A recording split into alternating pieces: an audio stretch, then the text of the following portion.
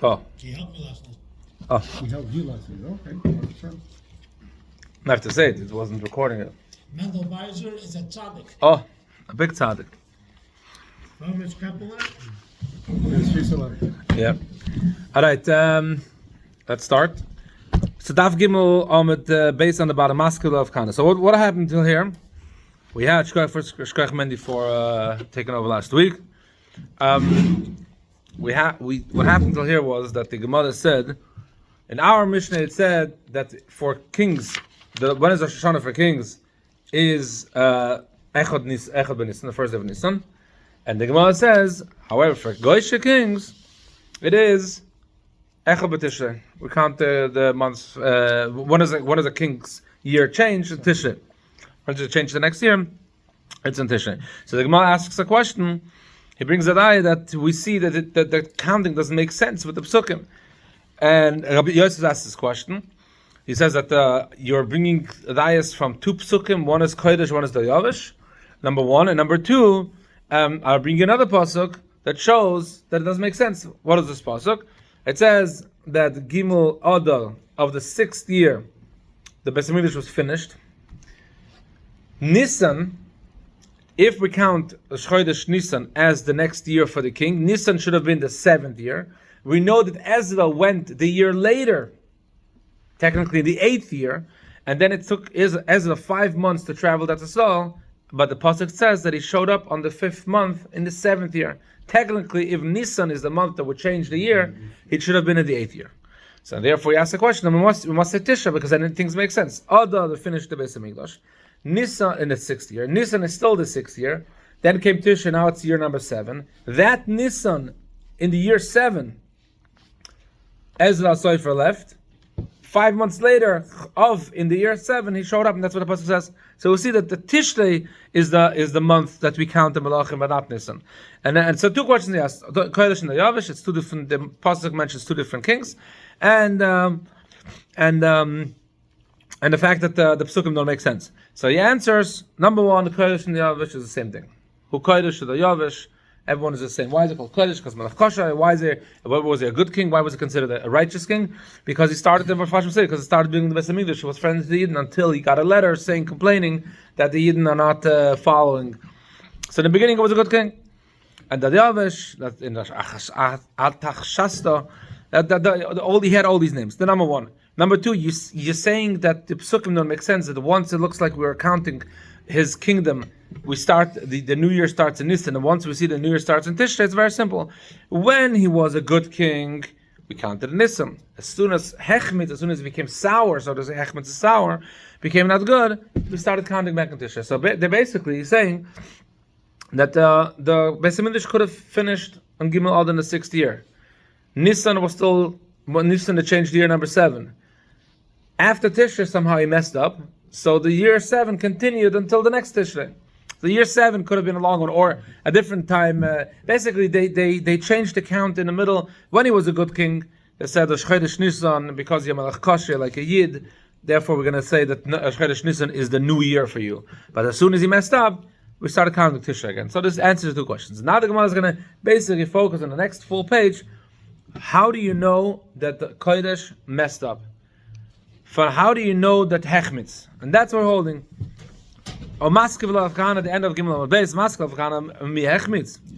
How do we know that Kodesh made a mistake, that he became sour, that he made a mistake, that he messed up? Vehoksiv, it says in the pasuk. One of the reasons these psukim are hard to read, because I think you have to read them like a Persian. Well, this is from the Daniel. From Daniel. So but if you read like a Persian, it makes sense. Then you can read it properly. But if you don't read it, So what does it say in Daniel? Machoshton. This is Daniel. This is actually in Ezra. This is hard, isn't it? What is Ezra? Ezra brought a letter which was written down in Ezra, a message from the king. The king basically, Kodesh sent a message with him.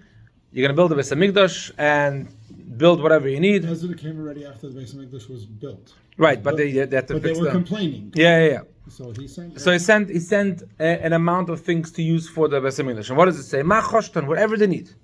B'nei tulin, oxen, v'dichrin, rams, v'imlin, sheep, la'alovon, to bring it up, to give it to the Eibishter, to bring kabbanis. Chintin is wheat, melach is salt, chamad is wine, umashach is oil.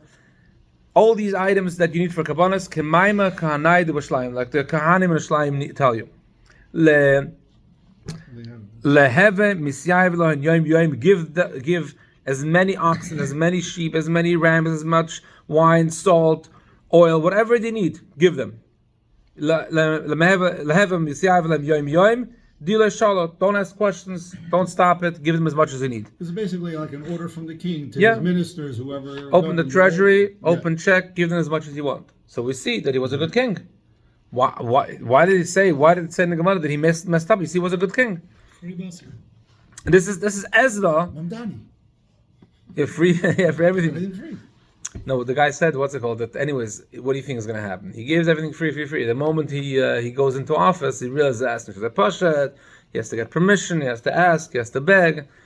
Anyways, Malchus said they go on the bus for free now already. yeah, 100%. Nothing to change. This is Meis Mashiach. Ain't been Meis Mashiach. Alashini Malchus. What does it say? There will be a new mayor. That's all. New sheriff in town. Anyways, so what does it say there? It says here that the king Kodesh told Ezra in a letter after Ezra is leaving to Shalayim. This is when the change should have already happened, that he counted Tishrei, and he tells him, take everything, whatever you need. So how do you say that he messed up? How can he say he messed up? Rabbi Yitzchak told Rav Kahane and said, Rabbi, Rav Kahane, mitunoch, from your own bundle that you're carrying. Continue reading the pasuk. You bring a pasuk, continue the next pasuk. What does it say next pasuk?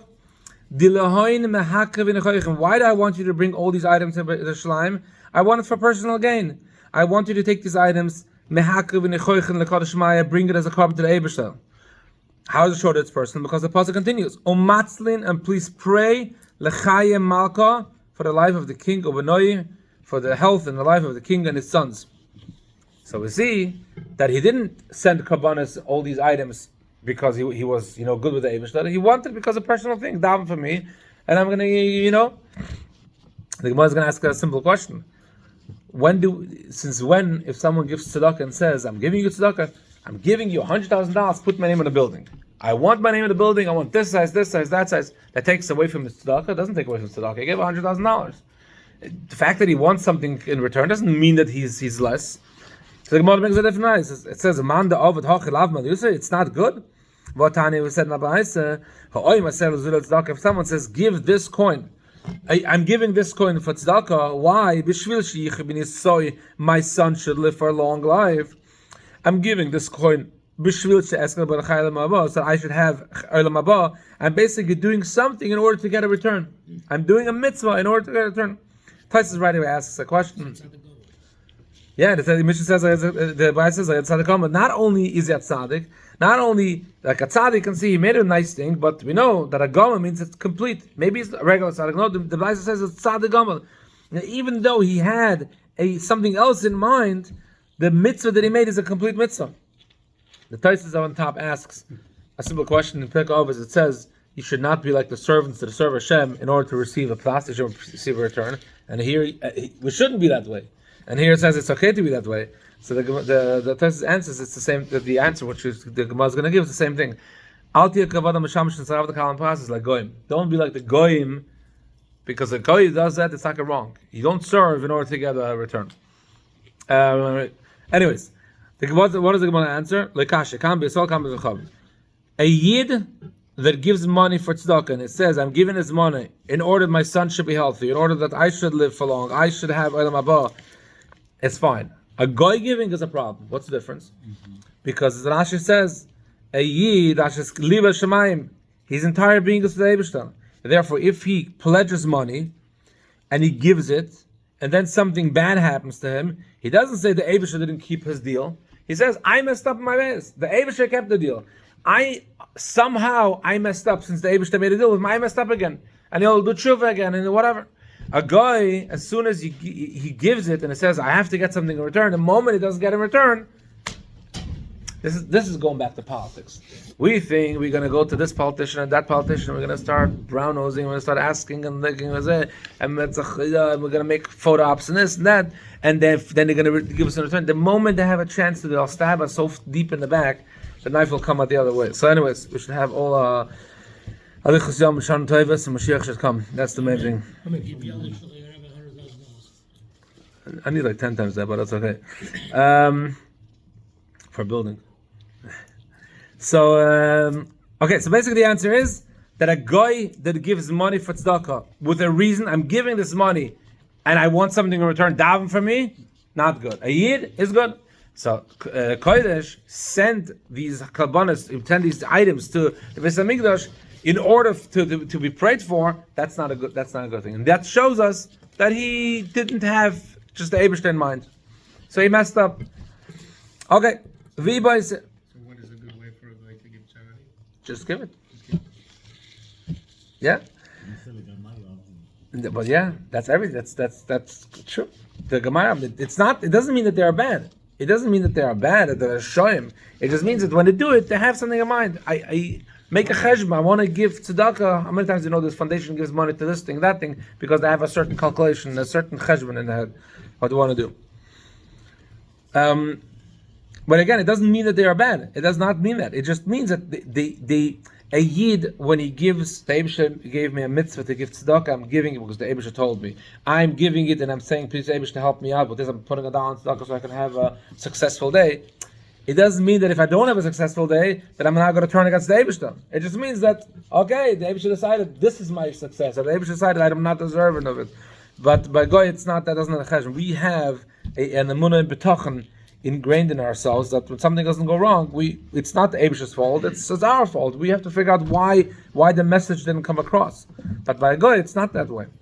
We don't live that way, Torah way. So the mess, as soon as I do something, and I expect in return that the Eibishter should, spend time with me. beis.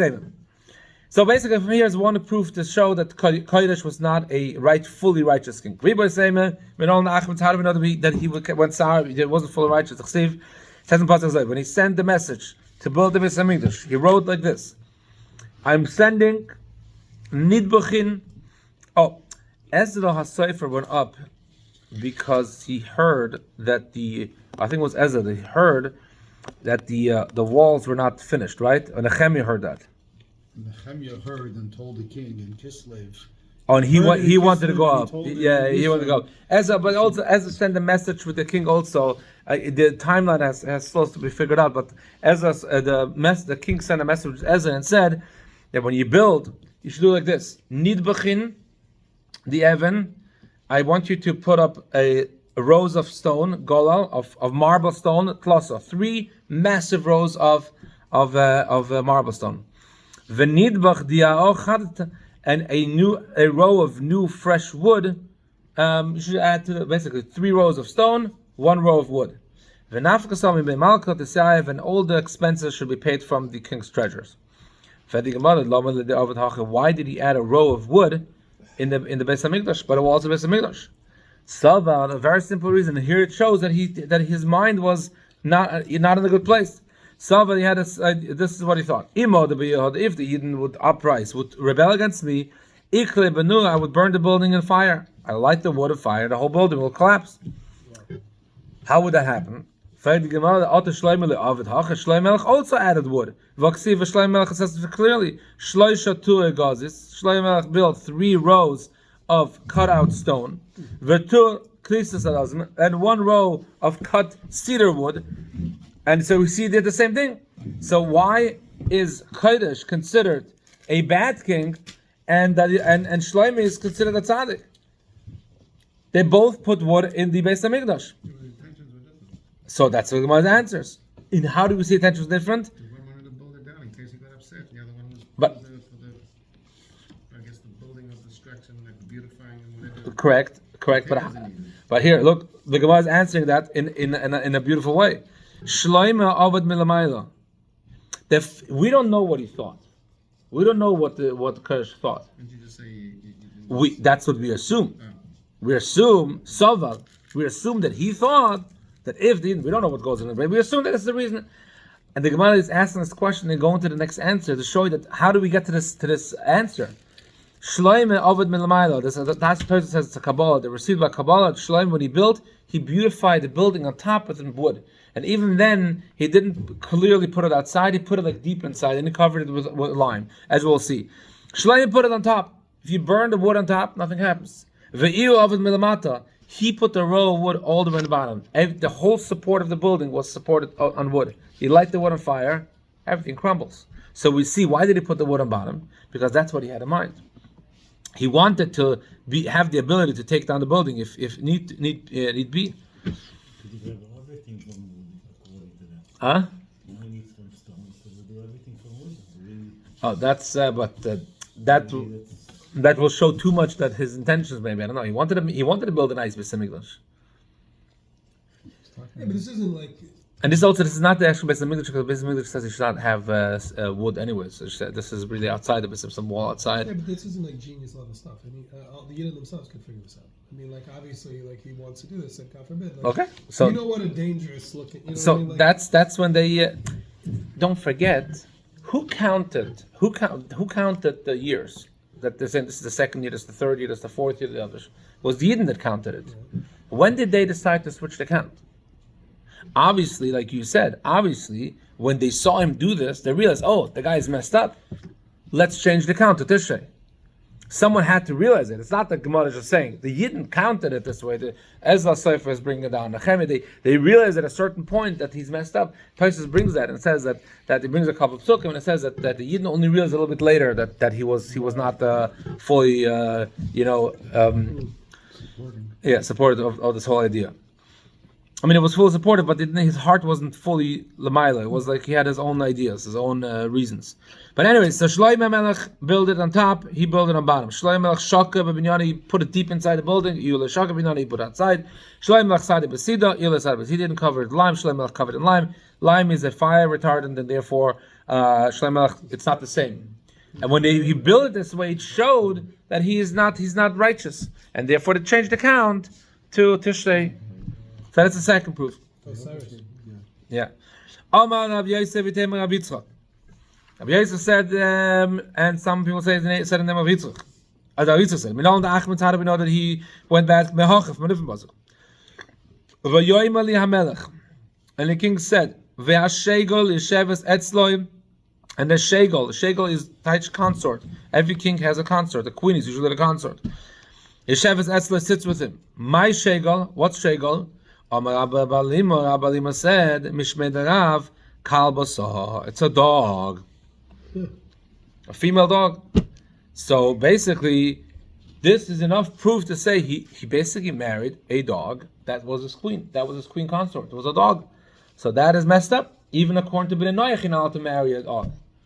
Because Ben Noach, it says that you have to have it says by Adam Rishon that you should leave should leave his father's and mother's house. That she should marry, and then he become into one flesh. And how does one become into one flesh? Their children. The children is one flesh. A little bit of the mother, a little bit of the father. But a human being having relations with a dog doesn't produce a offspring, according to the Gemarrah. Doesn't produce offspring. So therefore, that's here. So here we see that Ben Noach is not allowed to have relations with a dog. But Mele, it says that his shegel was his female companion, which was a dog. So we see now that he messed up. He wasn't a righteous king. For the Gemara, I'm going to bring you two psukim that brings the word shegel, and you can say it's a dog. This is going back to Belshazzar. Belshazzar had a party, right? He had a party. He pulled out all the vessels from the beis hamikdash, and all of a sudden, a hand came on the wall and started writing things. I forgot the last word. Whatever. There was a whole writing, and he didn't know what it means. They called Daniel. Daniel started telling him what it means. And one of the things he said, you raised yourself over on top of the Eibishter. Basically, you brought yourself higher than the Eibishter. You decided to upset the Eibishter. Ulemanaya the beisa hayisiv kadmach. Lemanaya the vessels, the beisa of his house, or the beis hamikdash hayisiv kadmach. He brought in front of you. v'ant and you, v'avravanoch and your ministers, shgelasach and your consorts, ulechenosach and your pelakshim, your concubines. What did it do with the vessels? Chamor shatim, and they drink wine with those vessels. So it says shegel, the shegel drank wine. A dog doesn't drink wine from a cup. V'shegel kalbasahi, kalbasa bas mishte chamohi. Does a dog drink wine from a vessel? Does it drink wine b'chalal? Das ist die ganze Reihe. Yeah, a dog doesn't drink wine. So therefore, the Gemarrah, the mouthful of a shastya, trained him like in a zoo, in a circus, to drink wine, and Shidaka drink wine. So basically, we have a pasuk that says that Kodesh had a shegel. Rabbi Balima says it's a female dog. We bring a pasuk, a question that the dog was drinking wine. It can't be it can't be a dog. It has to be a human being. The Gemara says no, he was talking a dog. Second question, and that's another question. It says in pasuk in Tehillim, there's a pasuk about Mashiach, a nevuah that the Yidden are going to do very well. And one of the things it says there, b'nois melachim b'kasecha, that the daughters of melachim will honor the Yidden. Nitzva shegel menecha, and a shegel will stand to the right side of the Yidden, and the shegel is going to wear bekesem oifel, golden jewelry, some golden jewelry from the oifel, from a place oifel. So again, if shegel is a kalbasa, if shegel is a dog, what kind of nevuah is this? That the Yidden are going to be standing at Mashiach's times and there's going to be a dog on their right side? What kind of nevuah is that? What kind of nevuah is that? What's the Navi telling the Yidden? That the Yidden are going to have such a good time that the female dog is going to stand next to them. The last passage is a comparison. Because of the fact that the Yidden adore, they honor the Torah as much as a goy honors and loves a shegel, a dog. Because of that, you'll receive as reward golden jewelry from Oifel. Okay, so now this pasuk has to be touched as a comparison. Shegel means a dog, just like a goy likes a dog, a yid, and the yid like the Torah just as much as a goy likes a dog. Because of that, we're going to receive Torah. We're going to receive a reward. So now that basically now it's saying shegel is talking a dog, and this pasuk makes sense. So we had a pasuk saying that Kodesh had a shegel. That's how he messed up. He asked the question, shegel drank wine. We said yes, a dog can drink wine. We asked the question that the Yidden are going to have a shegel on the right side. We touched it, yes, it's not a really that the Yidden will have it. It's a comparison that the Yidden love the Torah just as much or even more than the goyim like a shegel. That's how we're going to be rewarded. That's one way to learn it. Vibai saying a different way. No, shegel does not mean a dog. Shegel means a human being, a queen consort, a human being. Vibai saying shegel malkasi. It's a queen. In the instance of Kodesh, Rabbi Balima had a Gemarrah, he had a Kabbalah that Kodesh had his queen was a dog. Shegel means queen. Kodesh had a queen that was a dog, but not that a shegel means a dog. That he said it Kodesh had a dog. Why did he call it shegel like a queen consort? Shoy's a chavila of shegel. He loved her just like he would love his queen. He actually put her on the throne where the queen would sit. And that's how it shows that Kodesh was a messed up person, the fact that he was married to a dog. Now here's an interesting... So how did he ever get rated to start the seers from Nisa? It used to be good. It used to be, I guess, in the Built beginning. the Maybe later, yeah. hamikdash. Yeah, maybe it was later. So an interesting... This there's two kodesh in the story. If you look through the chronological, there's two kodesh and there's two Daryavesh, and it's not 100% clear to me. But here's what I saw. An interesting. I saw this in the Bnei Yehuda. It brings us down a ganze Meiser. It says there was a king. I forgot his name, and I forgot which country he's from. I think it was from Padus, actually, from Persia. And he had a daughter. And this daughter fell in love with some kind of minister. And back in the days, there was a hierarchy, right? There was a level that certain can marry only in that same level. Anyways, the king did not approve of this marriage. They had a baby. As soon as they had a baby, the king took that minister, killed him, took his daughter, put her threw her into jail. He asked a servant, take this baby that was born, I don't want to kill it because it's my flesh and blood, but just put it in the desert, and the animals and the elements will take care of it. Huh? Yeah, I just dive. Yeah, that's it. There'll be the animals, the desert, it will be taken care of. So it says that it brings some medrash somewhere. It says that a female dog found this baby and nursed it, and then basically this kid grew up nursing from a female dog.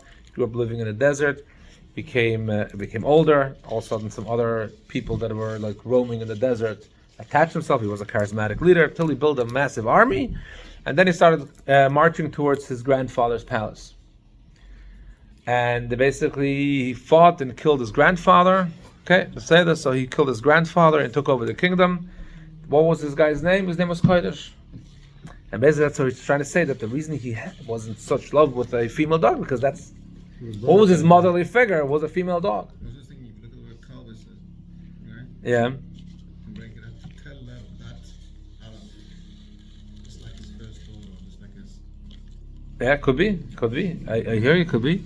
So anyways, it was basically, that's the reason. It says later on that he went, and Daryavesh was a king in Modai, so he ended up marrying the daughter of Daryavesh, and they both went into war against Belshazzar. Belshazzar was the king that the story with the Nile happened. But who was Belshazzar's daughter? Vashti. Vashti was Belshazzar's daughter. Basically, they killed Belshazzar, and then Achashverosh came later, and whole thing, and then Achashverosh married Esther. Achashverosh and Esther had a child. What was his name? Kodesh, Daryavesh. The second Kodesh, Daryavesh, was Esther's king, the one that actually built the beis hamikdash. But the first one was not. Yeah, according to that, he is. So, There's machlokes if we're talking. so because then so they said that there was actually a shade that was dressed up like Esther, and that child was really the shade, not Esther. But yeah, it is. Not only that, who was the anicle of that Kodesh? Nebuchadnezzar. Nebuchadnezzar technically comes from Jewish blood, if that's the case. The Goyish historians is slightly different. Yeah, so it's what's it called? Because the Gemara says who Daryavesh is the Kodesh, and by us in the Goyish of Navas. The Goyish starting to have a little bit of. Over here it says also that Artaxerxes was a nickname like a parrot. Yeah, and it's by the Goyim they had. There was Cyrus, there was Darius, that's there was Xerxes, that's which is Achashverosh, and then there was an Artaxerxes. Okay, so as a king in between Achashverosh and Daryavesh II.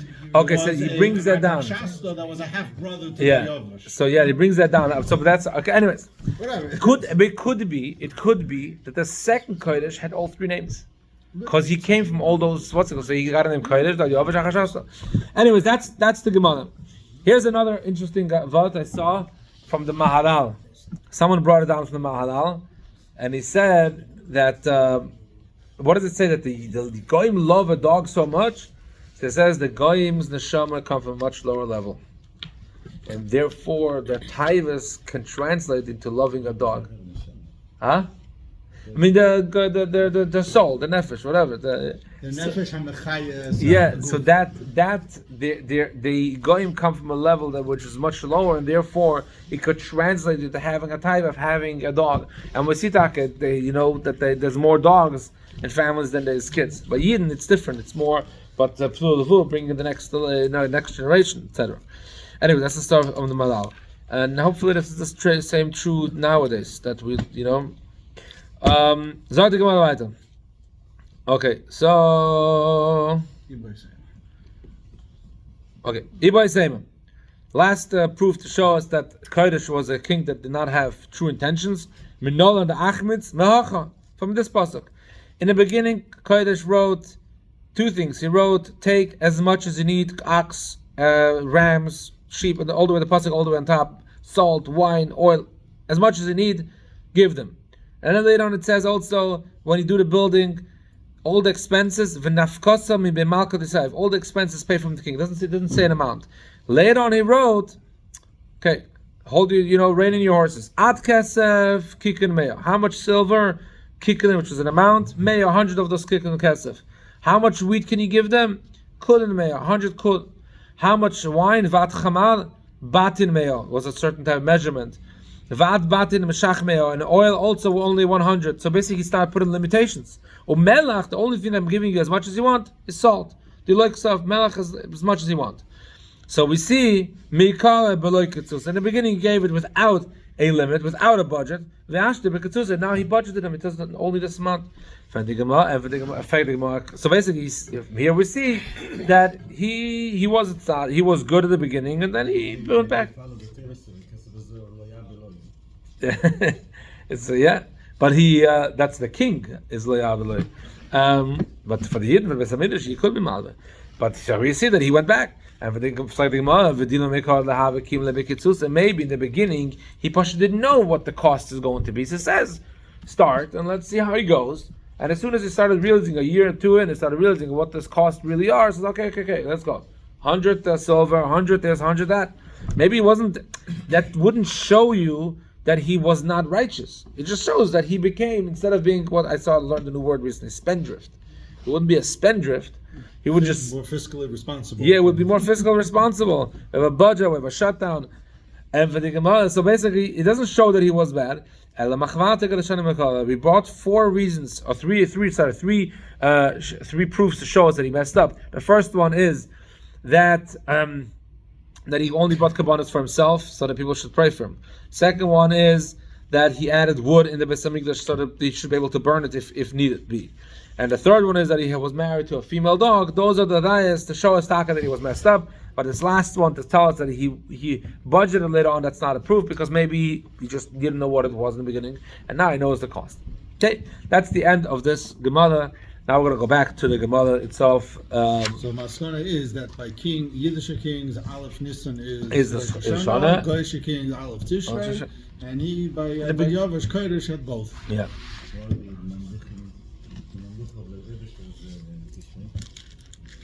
Why we count things because we don't count this kingdom. There's no beginning and no end. We don't count. We count the world that Daryavesh created.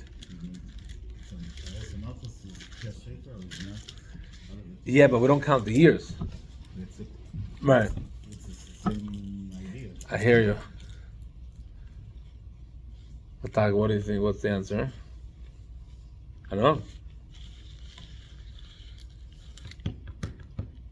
You know, that's my cooking. Yeah. But then also the Yidden have also Machus Adal. It's the same thing. So why is the Daryavesh to go according to the Goyish kings and not the Yiddish kings? I don't know.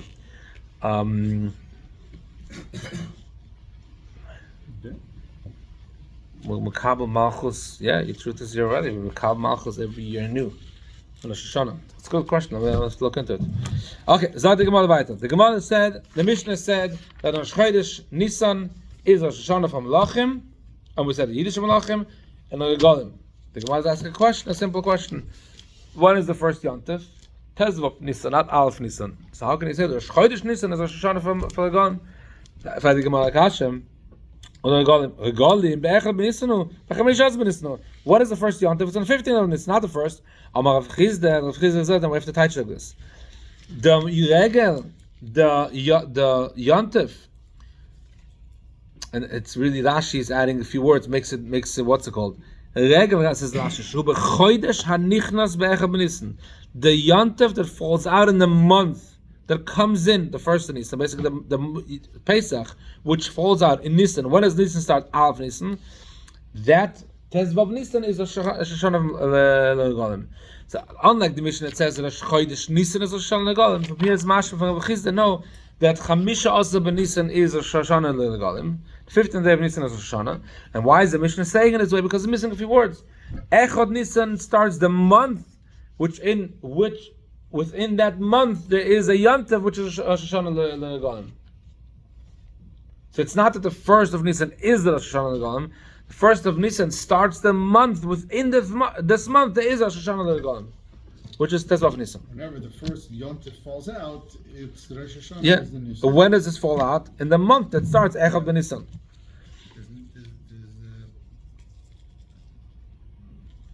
Okay. Now, what's an Afkim? Who cares which Yontif is Shoshana Legalim? Afkim. Yeah. 15th of the month. Yeah. Shavuos falls out on 7th, but Shavuos is connected to Pesach. Anyway, so what's the difference to know when the Rosh Hashana of the Yom Tovim is? Nafkemina lenoida, someone that makes a pledge. It says in Pasuk that if you make a pledge, you should not delay in paying it. When is it considered delayed? At what moment are you over on an aveda saying that you delayed a pledge? So when in order to be over this Baal Ta'acha, you need to know the Yom Tovim. Rab Shimon, and the Mishnah is Rab Shimon, the Tanya. If someone that is noticed has a net that I am going to pledge a certain amount of money, or I'm going to bring a korban. If someone says that this item is holy, goes to the beis hamikdash. Someone says that my worth or my friend's worth, I'm giving that amount to beis hamikdash. When does he have to pay up? And at what moment, if he doesn't pay up, is he over an avela? Kivan sha'avon gimel and galim over ta'achar. As soon as 3 Yom Tovim pass, he's over. So the Tanna Kama says doesn't make a difference which Yom Tovim, any Yom Tovim. You make a neder now. We're now in the middle of Cheshvan. You have Pesach, Shavuos, Sukkot. Sukkot is over, and you're over. Rabbi Shimon says no. Gimel Galim Kasidon has to be in order. How do we know the order? Chag HaMatzah is the beginning. So therefore, when you make the neder, first Yom Tov of Pesach has to come, and then you count 3 Yom Tovim. And the Gemarrah says, Rabbi Shimon said, when sometimes you're over after 3 Yom Tovim, sometimes you're over after 4 Yom Tovim, and sometimes you have to over only after 5 Yom Tovim. How? Ketzad? Nodal of Nea Pesach. If someone stands in the middle of Adar and makes a neder and says, I'm going to give a korban, I'm going to give money, I want to give money to, and now Pesach comes, Shavuos comes, Sukkot comes, 3 Yom Tovim, he's over, it's Gimel. If he is between Pesach and Shavuos and he makes a neder, Lifnei Atzeres, before Shavuos, then he has to wait 5 Yom Tovim. Why? Shavuos is Yom Tov 1, Sukkot is Yom Tov 2, then he starts to count by Pesach, he starts counting 1 to 3 again. Because the first Yom Tov has to be always Pesach. So therefore, if you make a pledge before Shavuos, you will go until Pesach, and then you have 3 Yom Tovim to pay it up. So you have to have 3 Yom Tovim. It has to start by Pesach. Therefore, if you make a neder before Shavuos, you Shavuos, Sukkot, and Pesach, Shavuos, Sukkot. If you make the neder between Shavuos and Sukkot, then you have Sukkot, Pesach, Shavuos, and Sukkot, and that's 4 Yom Tovim. Then you have them. So this is what the Mishnah is saying. What's the why do we know? We have to know that Nisan is the Rosh Hashana for the Golim to tell us that if you make a neder, if a cycle of Pesach, Shavuos, Sukkot pass, you're over. But it has to be a cycle, and it has to be that order. So therefore, if you make another before Sukkot, you'll have to wait until Pesach and then count that cycle, and etc. Tana Rabbanan, Chayav ve'adam ve'roches ve'charamim. Someone that's chayav, he's pledged money. Or the erchin, someone said, I will give my worth to the beis hamikdash, as my friend's worth, or an item's worth to the beis hamikdash. I magdash, the same idea basically. I magdash something.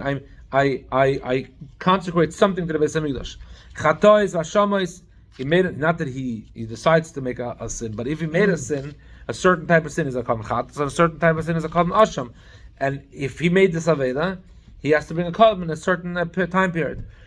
As someone decides, I want to bring voluntarily, I want to bring a oila shlamim, tzedakah is a maisas, or if you go to tzedakah or any type of maisel, b'choya maisel pesach, if he has a firstborn or maisel animal or pesach animal, leka chikchapeya, if he left behind in a field, and Tosis explains, he left behind in the field and he gathered it into his house in order to give it to poor people. How long can he hold it in his house, and then he's over? So all these items we mentioned.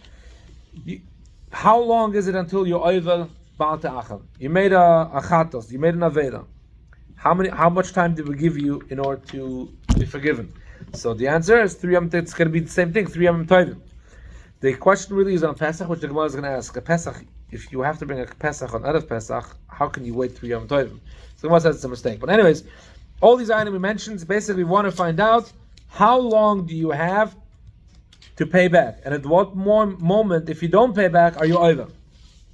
Kivash avan lein shlosh galim oival teacham. Shimon says, like we said before, has to be 3 Yom Tovim in order, and Chag HaMatzah is the first one.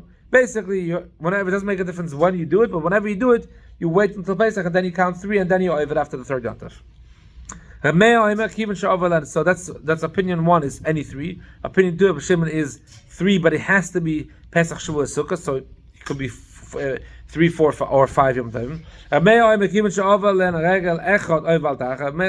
says you don't wait any Yom Tovim. First Yom Tov shows up, if you didn't pay it up, but then you're over. That's a third opinion. Abelaz ben Yaakov is the fourth opinion. If 2 Yom Tovim pass by, you're over Valtachah.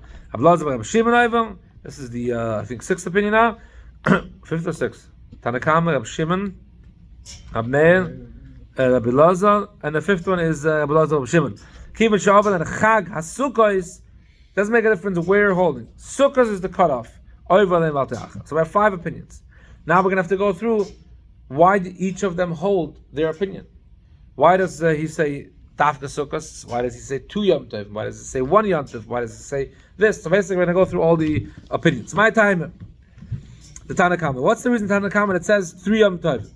It doesn't make a difference which 3 Yom Tov pass. You stand in Cheshvan and you make a neder, then you're going to wait Pesach, Shavuos, Sukkos. You stand in Iyad and you make a neder, you make a pledge. You wait in Shavuos, Sukkos, and Pesach. You have 3 Yom Tovim. What's the reasoning? Sagt the Gemarrah, Michda Minayu Salik. The pasuk says,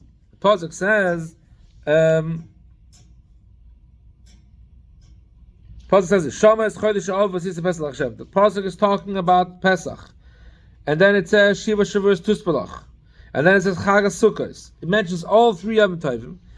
And then it says, later on it says again, Chag HaMatzos, Chag HaShavuos, Chag HaSukkos.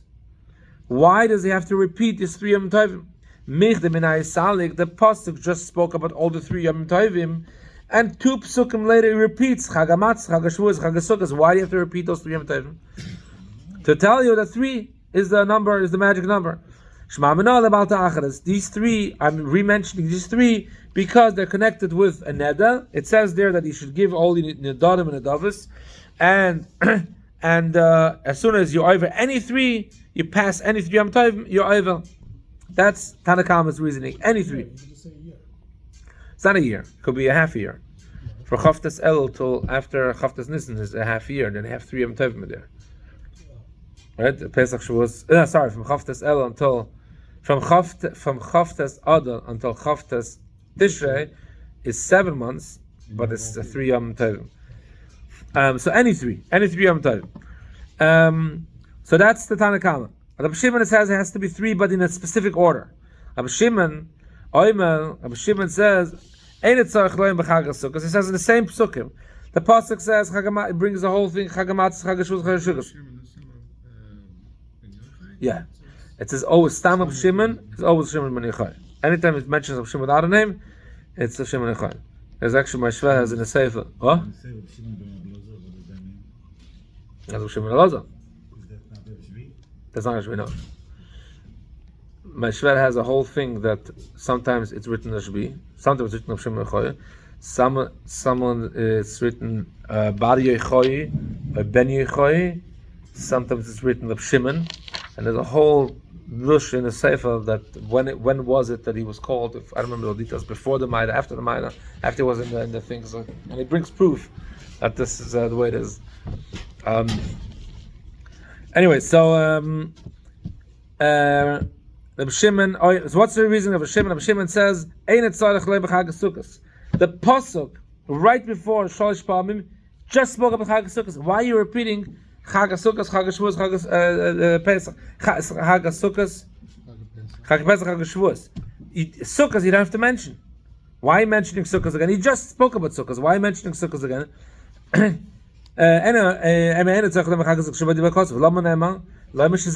teacher, the Chag HaSukkos is the last one. So Pesach, Shavuos, and Sukkos. Sukkos has to be the last one. Has to be the last one. Yeah, because it says Chag HaSukkos, Chag HaSukkos, Chag HaMatzos, Chag HaShavuos, Chag HaSukkos. And the last Yom Tov was a mention was Chag HaShavuos. This is according to Rashi, the way Rashi explains it. The Rabbi Hananel has a little bit of different pshat. That why is he changes the words in the Gemarrah. Rabbi Shimon says, why do you have to mention Chagamatzos? But why does he have to mention Chagamatzos? Tell you Chagamatzos is the first one. Stam, Rabbi Hananel has a different guess. Okay. But Rabbi Shimon's reason is, it says Chagamatzos, the Psukim speak about Pesach, speak about Shavuos, speak about Sukkot, and then it says again, Chagamatzos, Chagashavuos, Chagasukos. Why do you have to repeat the last Chagasukos? He just spoke about Chagasukos just a pasuk ago. Mele Chagapesach and Chagashavuos, it's a few Psukim, so you mention it again. But Chagasukos, he mentioned already just now.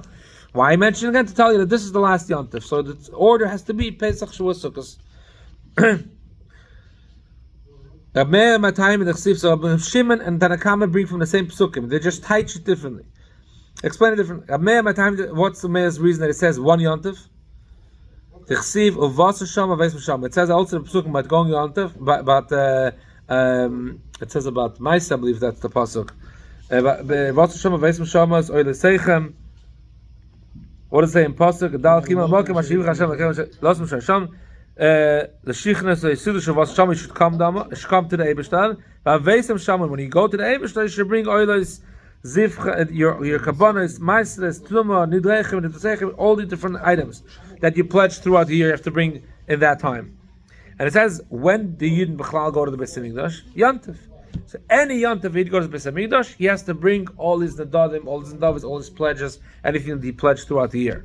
That pledged in the last little while. So the first Yantiv comes, and he has to bring it. That's a Meir's Shitta. So if a Meir learns it from here, now we're going to ask a question: what's a Meir going to do? Chagamatzos, Chagashavuos, Chagasukos. So first of all, Rabbanon, what's the Rabbanon going to do with Vas Hashama, Veis Hashama? Ha'u le'esen, that it's a mitzvah during Yontif to bring your Nadarim Davos, but doesn't tell you that if you don't bring it, you're over the you're over Baal Ta'acham. Now, Meir, what is it going to do with Chagamatzos, Chagashavuos, Chagasukos? Meir, even the Amalei Chmona Aisi. The Torah tells you to bring a Vas Hashama, Va'aveisim Shama. You should bring. And he didn't bring it.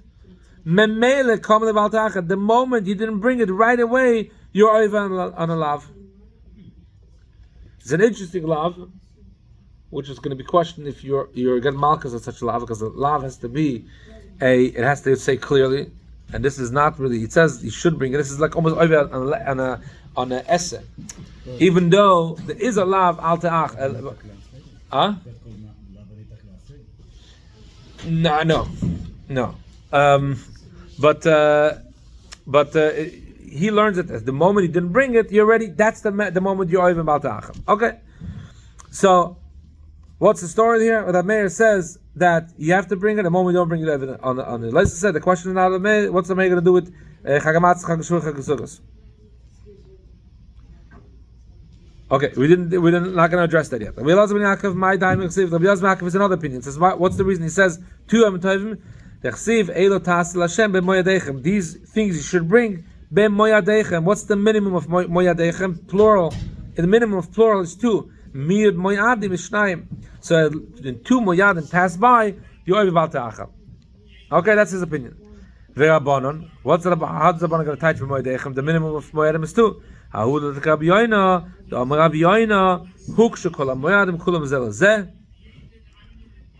moyadim are compared to each other. There's a pasuk that says, what's this pasuk? It speaks about the called Musaf, and it says, this is what you should do by Yontif. What is it? Where's the pasuk? Levad min idrechem min tzechem min chesechem min tzechem min shalmechem. It's talking about the called Musaf. So Rabbi Yoina says that each called Musaf comes to forgive on something. Shchodesh forgives on this aveda, and the Musaf of a different yontif forgives on that aveda. Rabbi Yoina tells you that anytime you bring a Musaf, that Musaf forgives for all the. Basically, Musaf of Shchodesh officially only does one. Musaf of this only does this aveda. Musaf of that, atones for this aveda. But Rabbi Yoina tells you that's not so true. The truth is that anytime you bring a Musaf, you cover all the avedas. That's what you learn from Moyadechem. As was shekulam mechapen al tumas mikdash kedusha from all the avedas. So last opinion of Blatt Shimon, my timer. The Tanya, what's the reason he says? What does it say? Elazar Shimon. He says Chag HaSukkos, only the Sukkos. He doesn't have to bring Chag HaSukkos, but the pasuk speaks about Chag HaSukkos.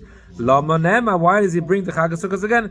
Not like Reb Shimon that says that it should be the end, but to tell us that this is the one that's needed. And the rest we're going to continue. The question of what me and Reb Shimon, Elazar Shimon, and Yaakov are going to do with Chag HaMikdash, Chag HaSukkos is going to be later.